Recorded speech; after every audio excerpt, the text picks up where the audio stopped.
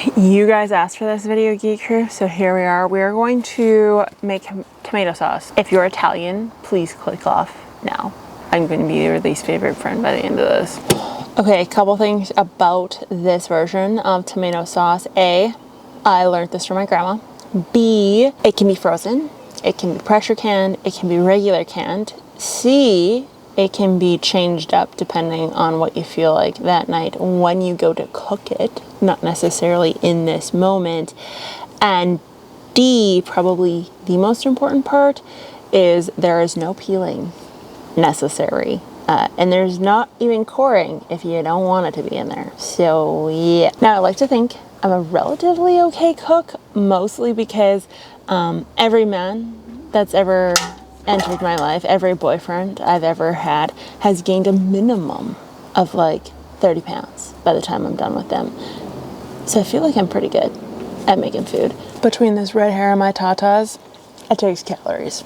Okay, so criteria for tomatoes that make it into this batch is that they can be from any sort. I'm not biased to what makes it in here.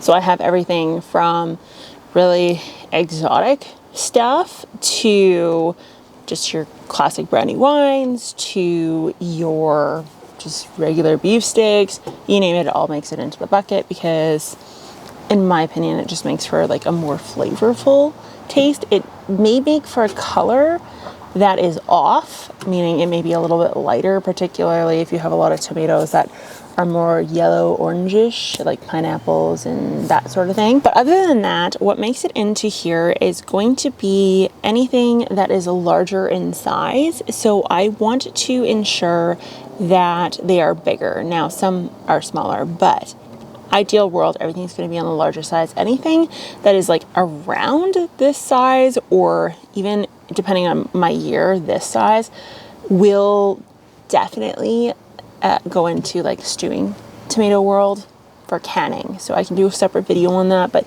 that's where those end up.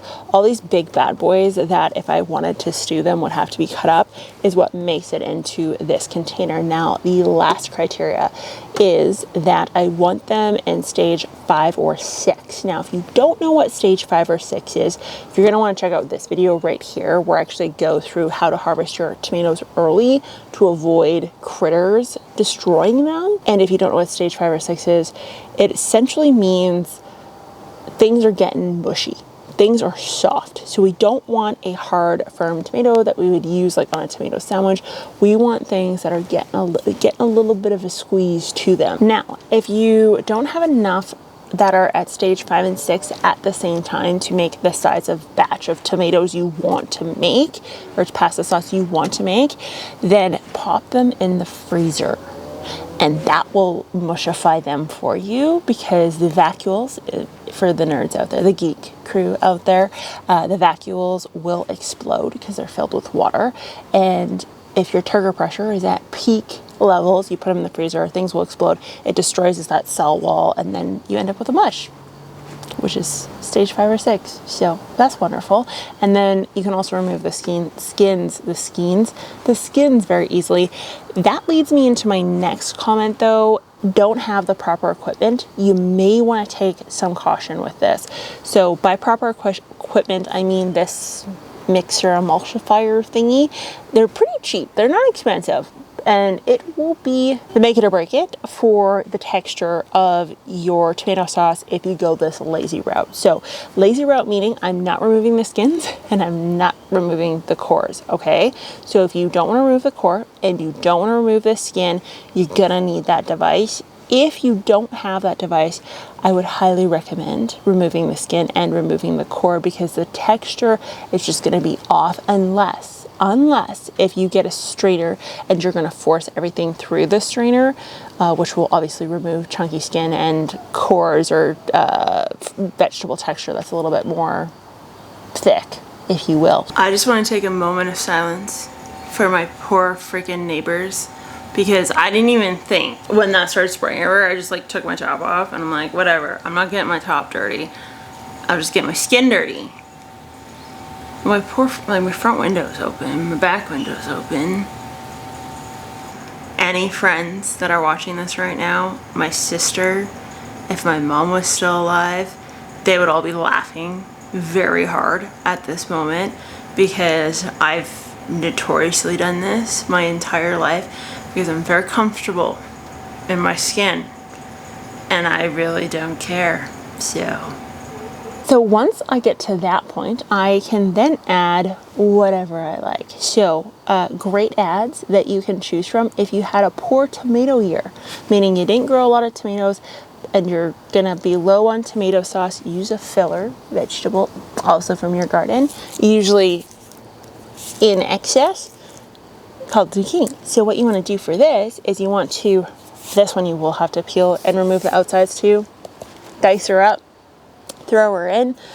It will get mixed in. You won't even notice it. It's flavorless. So it's going to take on the same flavor as your tomatoes and you're good to go. So option 1 is zucchini. Now option 2 is onion. I always add onion. How much you add is totally up to you. That's the beauty of this.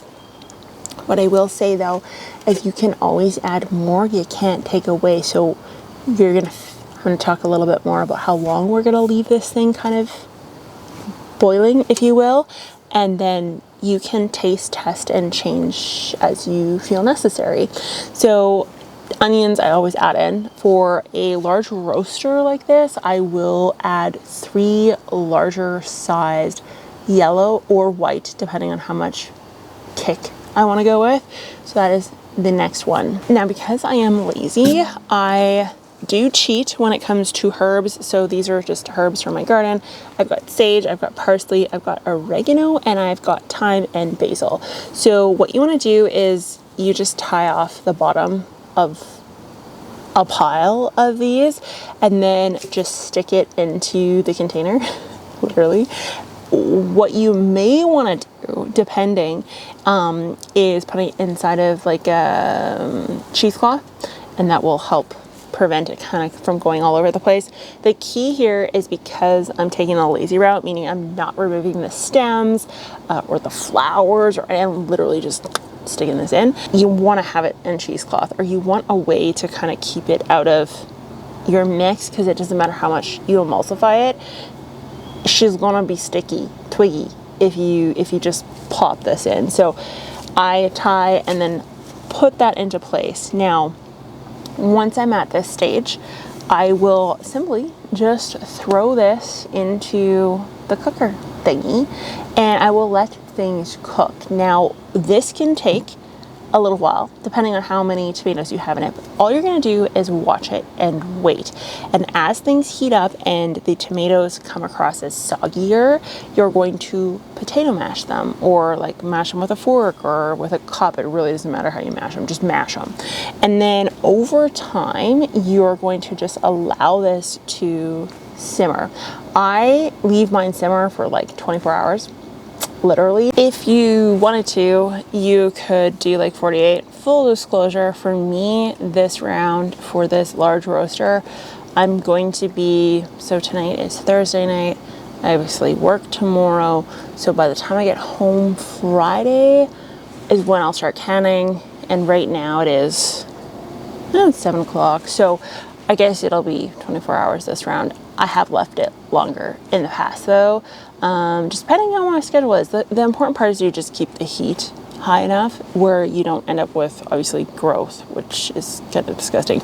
I wouldn't go over too far over 24, but like I said, if you need a Friday night project, this is a great time to start, is a Thursday night. So like I said, I just wait for things to kind of get mushy and then I mush them down with a potato masher or some way to kind of squish them. What you want to do is essentially just make it into like a homogeneous mess. And if you want, say, chunks of something, so if you want chunks of pepper, or like for example bell peppers, I'll oftentimes put like a green bell pepper in mine. Or if you want chunks of onion, then hold off on putting those in until you can emulsify it properly and then toss them in after the fact.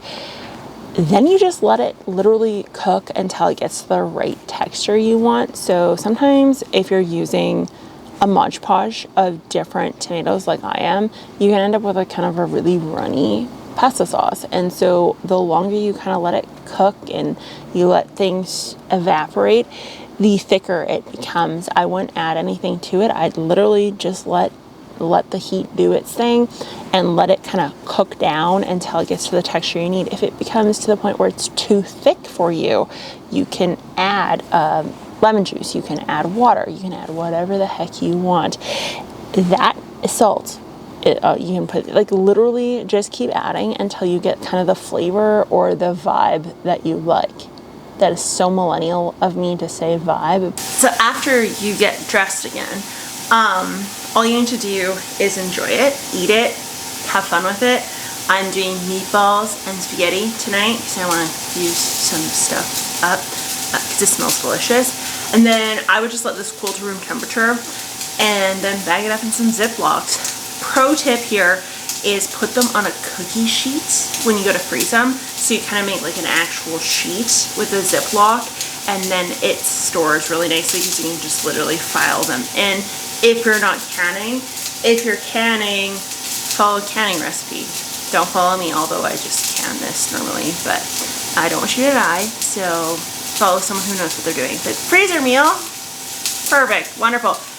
You could put noodles in there and meat, and then freeze them pre-made meals. Anyways, you guys know how to cook. I'm not gonna mansplain to you how to cook. Now, I'm sure many of you are gonna say you're gonna die a horrible death if you follow my instructions. You could. I don't know if you're going to. I never have, so I'm okay. I'm intact still. One thing I did do before I even began to start this process was save some seeds. So if you want to learn more about how to properly save seeds in things like tomatoes that are gelatinous without fermenting, you're going to want to check out this video here, and that video is what Google says you should watch. So I'll talk to you guys next time. Bye.